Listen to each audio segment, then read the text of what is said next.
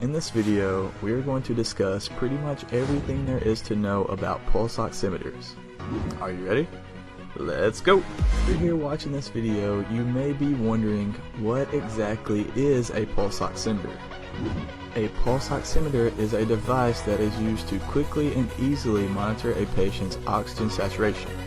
This means that it can measure the level of oxygen within the blood, specifically in arterial blood, without using any invasive means. It is typically a small portable device that clips onto the finger and provides a reading within seconds. And in addition to monitoring oxygen saturation, the device provides a heart rate measurement as well. Arterial blood flows to parts of the body from the heart, fresh with oxygen, where it diffuses to the surrounding tissues and cells. And if there is a lack of oxygen in the blood, that means that your body tissues will not be oxygenated properly and can be hazardous to your health. This can be an indication of serious pulmonary issues, and that is why it's so important to use a pulse oximeter. Respiratory therapists, as well as other healthcare professionals, use these portable devices to constantly monitor their patients' oxygenation levels and their heart rate. And these vital sign readings help provide a better understanding of the patient's overall cardiopulmonary status. And in some cases, it is also recommended that patients with cardiopulmonary problems keep their very own pulse oximeter at home. So if that's you and you're looking to purchase a pulse oximeter, I put a few links down below to some of our top recommendations. So how exactly does a pulse oximeter work? Pulse oximeters work on a simple but brilliant principle. So basically, the pulse oximeter shines a light through your finger, and by doing so, it can measure the amount of oxygen that's in your blood. Blood absorbs light, and there's a distinct difference between the wavelengths that go through oxygenated and deoxygenated blood. The finger clip of the pulse oximeter consists of a transmitting light source that emits a broad spectrum of light. And on the other side, there's a receiver that measures how much light passes through the finger. The diode on the receiving end is capable of detecting the wavelength of light. The internal circuits and processing components of the pulse oximeter do some calculations as well. And that is because the device has to compensate for ambient light, so for example the light in your room or from the sun. It also has to compensate for the size of the finger and for the absorbance of the rest of the tissues. The device has a reference curve that is saved into its memory, and it uses this as a way to calibrate incoming readings and to normalize them so that you can get an accurate reading. And this helps to increase the precision of the results that it provides. So what does a pulse oximeter measure? Now, as we mentioned before, a pulse oximeter measures the oxygen saturation in the blood, and it gives a heart rate measurement. And when I say it measures the saturation of oxygen in the blood, I'm of course talking about arterial blood. More precisely, it measures the amount of oxygen that is being carried by hemoglobin, and this reading is known as the SpO2. So the primary function of a pulse oximeter is to measure oxygen saturation, and by doing so, the heart rate is automatically calculated alongside of the percentage of oxygen. So heart rate and oxygen saturation complement one another, and doctors and respiratory therapists rely on these readings to know how to properly treat their patients. So if you already have a pulse oximeter, you may be wondering how to use it. The best part of pulse oximetry is that it's non-invasive. Back in the day, doctors had to draw blood from the patient and perform several tests in order to find out the percentage of oxygen saturation. Now we can get that reading in a matter of seconds by using a pulse oximeter. All you have to do is clip the device on the middle finger, or on a toe, or even on an earlobe. Some models are even surface probes that can attach to the patient's forehead or even their chest. And once the device is attached and turned on, it will provide you with the readings in a matter of seconds.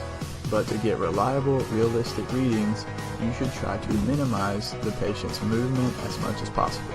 And also, if you're using a fingertip pulse oximeter, make sure that you're not wearing any nail polish if you're using it on yourself, or if you're a medical professional, make sure that the patient does not have on any nail polish as well. And another question that I hear quite often is, which finger is best for a pulse oximeter? If you didn't know, accuracy is often the biggest concern when it comes to measuring oxygen saturation with a pulse oximeter.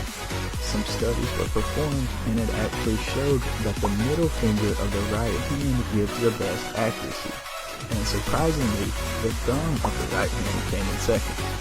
This is a bit of a surprise for doctors, respiratory therapists, and medical practitioners because the same study showed that about 80% of healthcare workers tend to clip the pulse oximeter to the patient's index finger. But with that all said, the differences were negligible, and any finger, as long as the device is secure on the finger, should give you an accurate reading. But if you had to choose, you can always go with the middle finger of the right hand. And since you've made it this far, you may be wondering, can you purchase a pulse oximeter on Amazon? And the answer is yes, of course you can. Each of the pulse oximeters that we recommend can be purchased on Amazon at a pretty affordable rate. Just be sure to check with your doctor and the manufacturer to make sure that the device meets your needs, especially as a healthcare professional. But if you want to see the ones that we recommend, just check out the links down below in the description.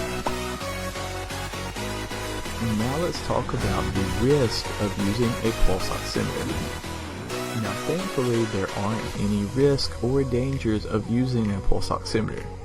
The biggest concern is making sure that the device is given an accurate reading. This is especially true for doctors, respiratory therapists, and medical professionals.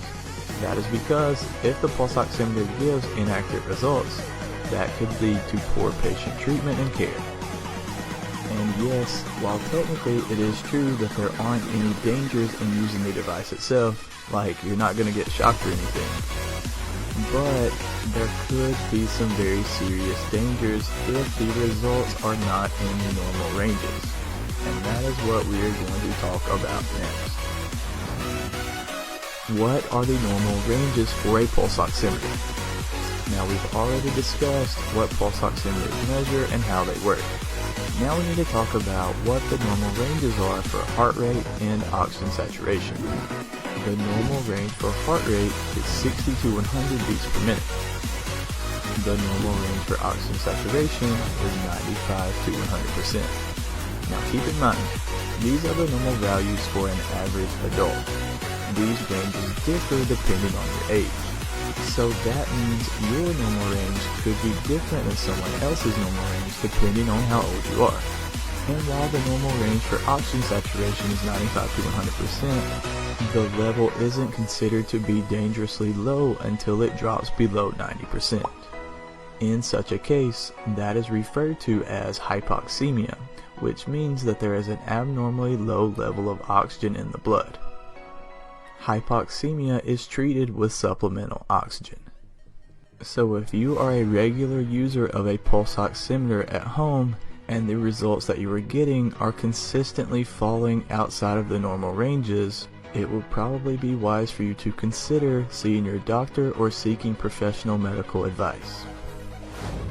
And the final step of using a pulse oximeter is to take your index finger and smash that like button. Okay, I'm just kidding. That's obviously not a step, but I would greatly appreciate it because it really helps support the channel. Alright guys, that my friends is pretty much everything you need to know about a pulse oximeter.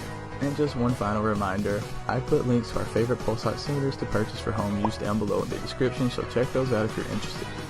I hope this video was helpful and informative for you.